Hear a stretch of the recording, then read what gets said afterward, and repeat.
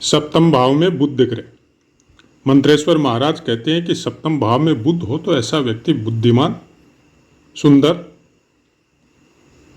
धनी पत्नी का योग, धनी कुल में विवाह और पत्नी के परिवार से अच्छा धन प्राप्त होता है।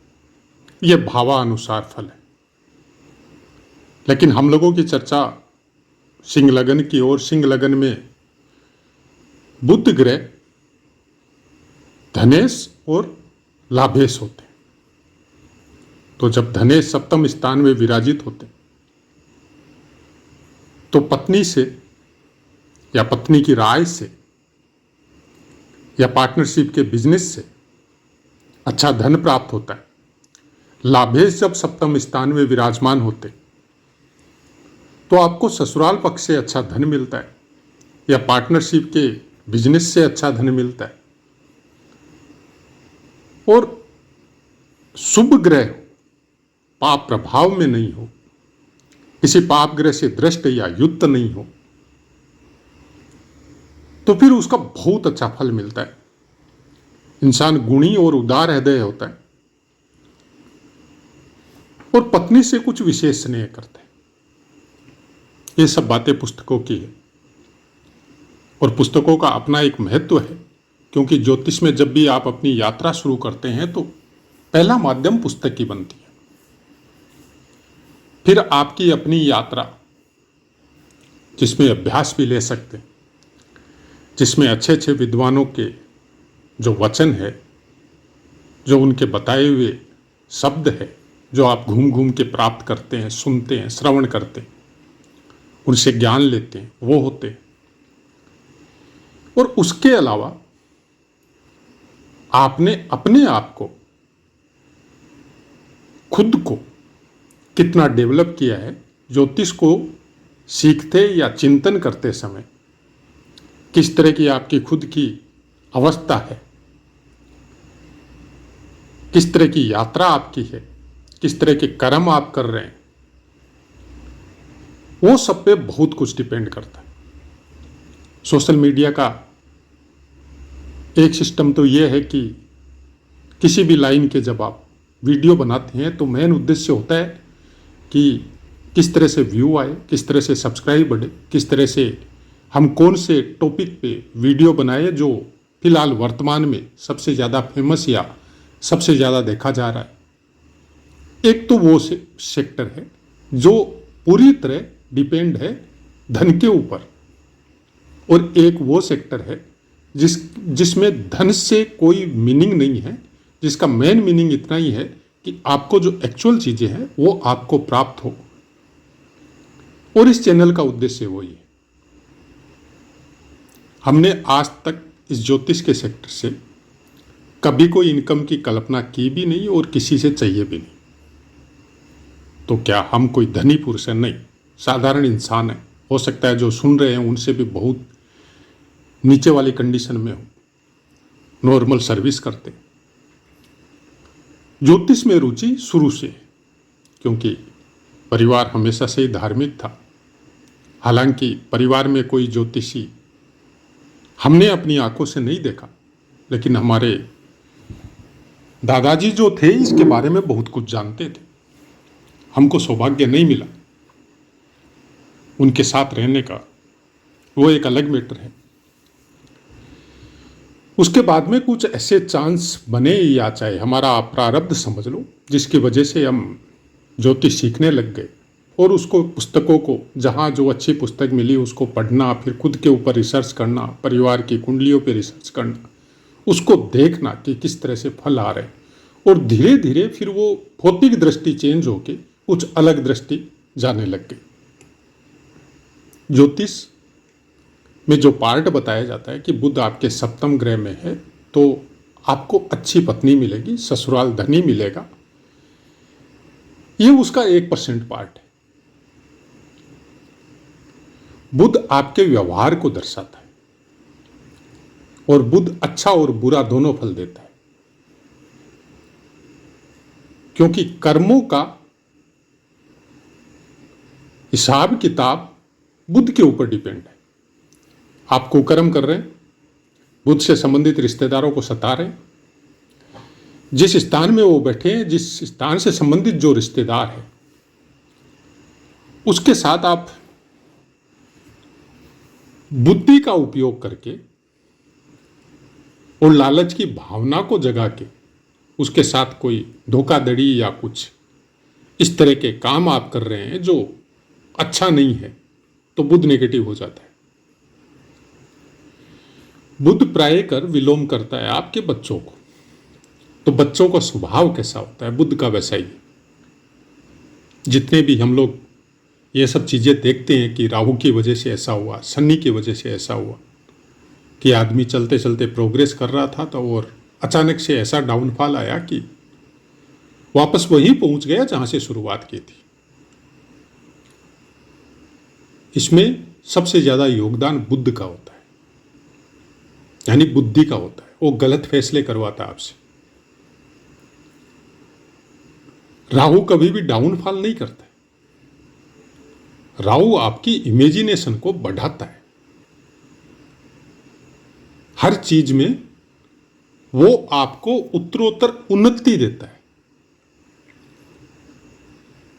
वापस बैक गियर आना मतलब वापस आप उसी स्थान पे आना या उसी से नीचे जाना, ये चंद्रमा और बुध का कमाल है। अब आप इसको मानो या मत मानो, यह आपके ऊपर निर्भर है, लेकिन जब आप रिसर्च करो, क्योंकि बुध बहुत स्पीड से चलता है, जैसे बुद्धि और चंद्रमा, मन, इनको पकड़ना बहुत मुश्किल है। आप बैठे हुए किसी से बात कर रहे हैं, बहुत प्यार से बात कर रहे हैं, अच्छा उसको गाइड कर रहे हैं, उसको सब कुछ समझा रहे हैं, और अचानक से आपकी बुद्धि का परिवर्तन हुआ और आप उसको मिसगाइड कर जाएंगे अपने लालच की वजह से। मन में आया कि ये चीज़ अगर इसको बता दिया तो ये हमारा नुकसान कर सकता है, कर सकता है। एक इमेजिनेशन हुई आपके दिमाग में और आपने उसको गलत गाइड कर दिया, बुध गड़बड़ हो गया। बुध स्वभावतः सत्य का पक्षधर है, सद्बुद्धि का पक्षधर है, भगवान विष्णु का भक्त है। जहां पे सब ग्रह नतमस्तक होते हैं, उसमें भगवान विष्णु को सबसे प्रिय बुध है, क्योंकि ये बच्चा है। इसकी शरारतों को माफ किया जा सकता है। लेकिन जैसे ही बुध गड़बड़ करता है या आप कर देते हैं अपने लोभ और लालच की वजह से, बुद्धि हमेशा गलत रास्ते में तभी जाती है जब आपको लोभ या लालच हो। बहुत से शत्रु है, काम, क्रोध, मद, लोभ, मत्सर्य, ईर्ष्या, ग्रीडी, ये सब चीज काम, क्रोध को अगर थोड़ा छोड़ दे तो बाकी सब चीज बुद्धि से अटैच होती है। आप किसी से ईर्ष्या करते हैं, आप एक प्लानिंग बनाएंगे उसको कुछ नुकसान पहुंचाने के लिए। आपको लोभ हुआ कोई चीज का, आप बुद्धि का उपयोग करेंगे कि वो चीज हमको चाहिए, क्योंकि बुध है ये मंगल नहीं है, ये बुध है। और बुध मंगल से भी फास्ट भागता है। गोचर में जब आप स्पीड की तुलना करते हो तो चंद्रमा के बाद में बुध का नंबर आता है। बहुत स्पीड ये राशियों को चेंज करता है। तो चंद्रमा और बुध दो ग्रह ऐसे हैं हर किसी की जन्म पत्री में कि ये आपको तुरंत फायदा दे सकते हैं, तुरंत नुकसान दे सकते हैं।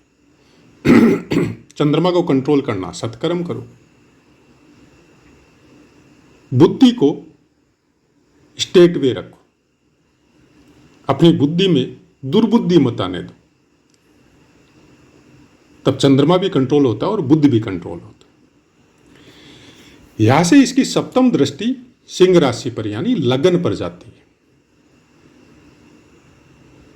आदमी बहुत कूल होता है, दिमाग बहुत शांत रहता है, कोई भी काम करेगा सोच समझ के करेगा, जल्दीबाजी जरूर करेगा लेकिन थोड़ा कूल रहेगा। अंदर में अगर कोई चीज इनके पनप रही है तो इनके चेहरे से आपको जाहिर नहीं करने देगा। रिश्तों के प्रति, व्यवहार के प्रति ईमानदार रहेगा। लेकिन जो हमने आपको बताया कि लोभ और लालचवश बुद्धि और मन खराब होता है, यानी चंद्रमा और बुध खराब होता है। सबसे ज्यादा खराबी बुध में, बुध से संबंधित रिश्तेदारों को या उनके प्रति लोभ और लालच की भावना या कटुता या ईर्ष्या उसकी वजह से आती है। बुध बहुत कुछ आपके चाल चलन पे निर्भर करता है, क्योंकि आपका कर्म, आपका रोज का चाल चलन बुध के ऊपर डिपेंड होता है। चाहे आप सर्विस कर लो, चाहे आप बिजनेस कर लो, चाहे किसी तरह का काम कर लो, चाहे आप डिफेंस में हो, चाहे आप गवर्नमेंट सर्विस में हो, किसी भी लाइन में अगर आप हो और आप सुचारू रूप से अपने परिवार को चला रहे हैं तो बुध का योगदान है।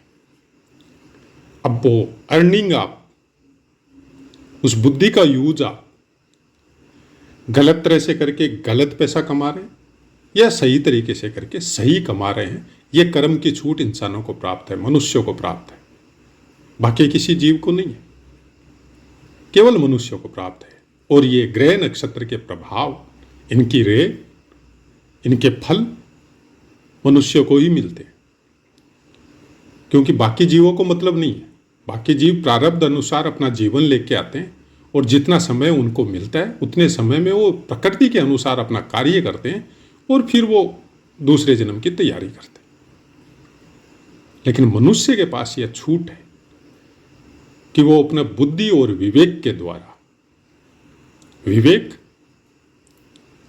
वो ज्ञान से प्राप्त होता है कि आपके हृदय में किस तरह का ज्ञान आपके अंदर है, मतलब गुरु आपका कितना अच्छा है, बृहस्पति ग्रह, उसके द्वारा आप और बुद्धि और विवेक के द्वारा अपनी ऊर्जा को संचालित करते हैं तो ग्रह मैनेज होते हैं। और एक बार इस चीज को अगर आप अपने मन में बहुत अच्छी तरह से बैठा लेते हैं तो चंद्रमा नेगेटिव नहीं होता है, क्योंकि चंद्रमा स्थिर नहीं है। चंद्रमा को स्थिर बुद्धि और विवेक करता है, बाकी कोई ग्रह नहीं करते। शनि के साथ आया विष योग हो गया, चंद्रमा के साथ, राहु के साथ आया ग्रहण योग हो गया। इन चीजों को समझना इतना आसान नहीं है। चंद्रमा की कलाएं घट रही है, वो अमावस्या की तरफ जा रहा है, धीरे धीरे उसका पावर घट रहा है, पृथ्वी पे उसकी रे कम आ रही है। वो लोग इफेक्टिव होते हैं जिनका चंद्रमा उनके कंट्रोल में नहीं है, जिनका मन कंट्रोल में नहीं है। वो लोग इफेक्टिव नहीं होते जिन्होंने बुद्धि और विवेक के द्वारा मन को कंट्रोल में करके रखा है। थोड़ा बहुत असर आता है उनके शरीर पे, उनके दिमाग पे, वो समझ जाते हैं और वो उस समय अपनी बुद्धि और विवेक के पावर को थोड़ा और बढ़ा लेते हैं, ध्यान साधना के द्वारा, ईश्वर की पूजा के द्वारा। और एक समय तो ऐसा आता है कि चंद्रमा फिर उनको कोई इफेक्ट करता ही नहीं है, फिर ऑल टाइम पॉजिटिव हो जाता है, क्योंकि उनका ध्यान फिक्स हो जाता है, उनकी बुद्धि फिक्स हो जाती है, उनका विवेक फिक्स हो जाता है। जिस भी इंसान ने, जिस भी योगी या महात्मा ने अपने बुध और चंद्रमा को कंट्रोल कर लिया या बढ़िया कर लिया, उसका जीवन सफल है, चाहे कैसी भी स्थिति में हो, क्योंकि बुध खुशी को दर्शाता है, बुध हंसी मजाक को दर्शाता है। रोजमर्रा के जीवन में जो वाक चातुर्य के द्वारा जो हंसी मजाक होता है, उसका कारकत्व भी बुध के पास ही है। जैसे बच्चा, उसके सामने उसकी तरह बन के रहो, हंसी मजाक करो तो बच्चा बहुत खुश रहता है, वो भी आपके साथ हंसी मजाक करता है। बुध का स्वभाव ऐसा है। बुध को संभालना है तो बुध की तरह बनना पड़ेगा। ना काऊ से दोस्ती, ना काऊ से बैर, फ्री, किसी से कोई बैर नहीं है, किसी से कोई दोस्ती भी नहीं है। जिस तरह से नेचुरलिटी चला रही है उस तरह से आप चल रहे, ये बुद्ध है। विवेक के द्वारा वो धर्म और अध्यात्म से जुड़ता है, फिर उसकी बुद्धि दूसरी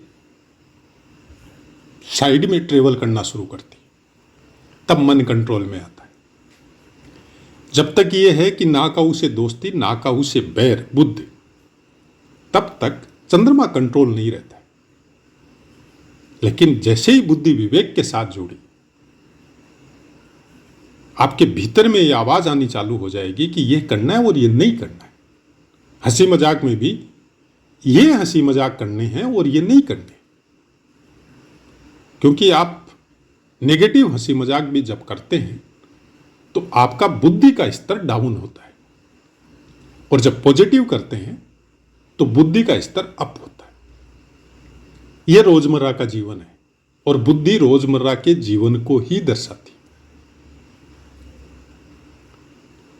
अच्छे जीवन की तरफ अग्रसर जब इंसान होता है तो विवेक जुड़ता है साथ में। तो बुद्ध को समझना इतना आसान नहीं है, और बुद्ध को कंट्रोल करना भी इतना आसान नहीं है। जैसे चंद्रमा को हम लोग कंट्रोल नहीं कर सकते, जो मन में आया वो करते हैं, जैसी इच्छा हुई वैसा जीवन जीते हैं, तो फिर बुद्धि का तो भूल ही जाइए कंट्रोल होगा। क्योंकि मन में जब आएगा कि आज हमको ये करना है, तो बुद्धि अपने आप एक्टिव होती है कि इसका मन का कहा हुआ का किस तरह से करना है, वो आपको बुद्धि बताएगी। यहां विवेक का काम नहीं है, क्योंकि विवेक जागृत होने से आपको यह बताएगा कि यह नहीं करना आपको।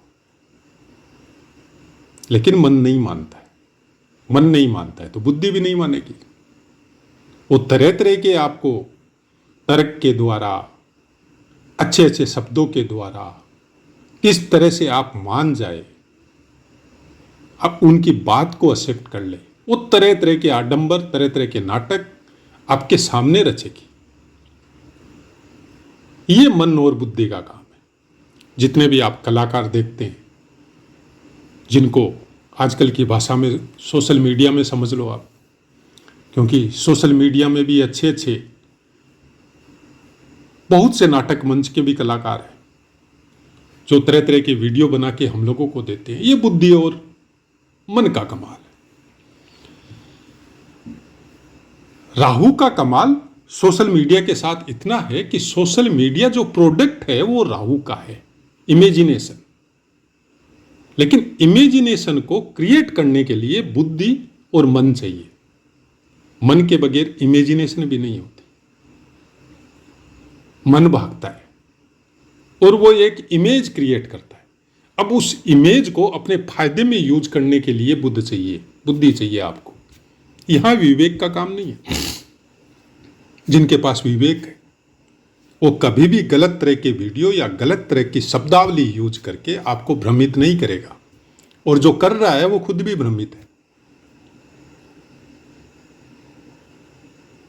भ्रम का कारक राहु है। हर तरफ भ्रम फैलाना,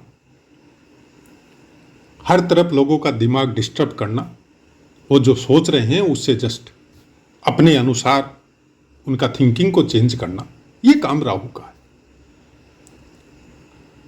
तो आशा है मित्रों पाठ समझ में आया होगा। अब अपनी वाणी को विराम देते हैं, आपसे आज्ञा लेते हैं। जय माता।